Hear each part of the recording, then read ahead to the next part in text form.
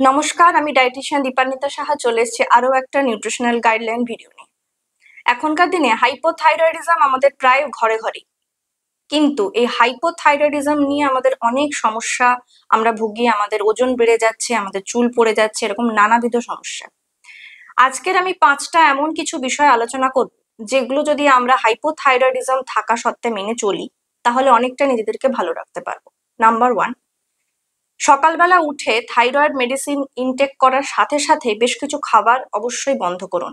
Number 1, walnut, সিসম seed বা তিল বীজ, ক্যাফেইন বা কফি, তার সাথে চা। এগুলিকে ওষুধ খাওয়ার সাথে সাথেই খাবেন না এবং চেষ্টা করবেন ওষুধ খাওয়ার অন্তত পক্ষে 30 থেকে 40 মিনিট পরে কোনো খাবার গ্রহণ করতে। তাহলে কি হবে, আমাদের হরমোন মেডিসিন কাজে বাধা তৈরি করবে না।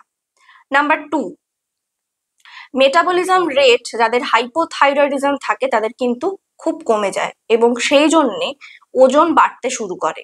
তাই মেটাবলিজম রেট বৃদ্ধির জন্য আমাদের যেটা করতে হবে, সারাদিনের দৈনন্দিন আমাদের রুটিনের মধ্যে 30 থেকে 40 মিনিট একটা এক্সারসাইজ বা হাঁটাহাঁটি এবং সারাদিনে ফিজিক্যাল অ্যাক্টিভ নিজেদেরকে রাখতে হবে।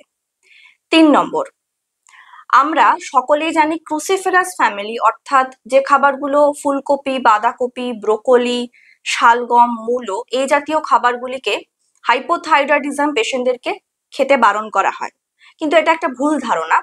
আমরা এই ধরনের খাবারগুলোকে খাদ্য তালিকায় ইনক্লুড করতে পারি, তবে সেক্ষেত্রে আমাদের কাঁচা অবস্থায় নয়, এগুলিকে প্রপারলি রান্না করে অর্থাৎ ভালো করে সেদ্ধ করে জল ফেলে দিয়ে আমরা এই খাবারগুলিকে পরিমিত পরিমাণে গ্রহণ করতে পারি।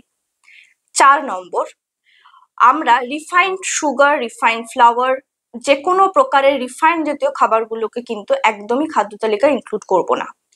আর 5 নম্বর হলো থাইরয়েড প্রোফাইল টেস্ট আমরা প্রতি 3 মাস অন্তর করতে বলি এবং থাইরয়েড প্রোফাইল টেস্টের মধ্যে TSH, T4, T3 এই 3টে টেস্ট ছাড়াও কিন্তু আমাদের করতে হবে অ্যান্টিবডি টেস্ট, যেটা অ্যান্টি TPO টেস্ট, এটাকে আমাদের করতে হবে। তার কারণ মূলত মেইনলি আমাদের থাইরয়েড যাদের রয়েছে বা সেই হাইপোথাইরয়েডিজম ক্ষেত্রে হ্যাসিমোটো থাইরয়েডাইটিস, যেটা অ্যান্টিবডি যদি আমাদের শরীরে বাড়তে শুরু করে তখন সেক্ষেত্রে অটো ইমিউন ডিজিজ আমাদের শরীরে ডেভেলপ করছে কিনা বোঝার জন্যই আমাদের এই অ্যান্টি টিপিও টেস্টটাকে মূলত করা হয়।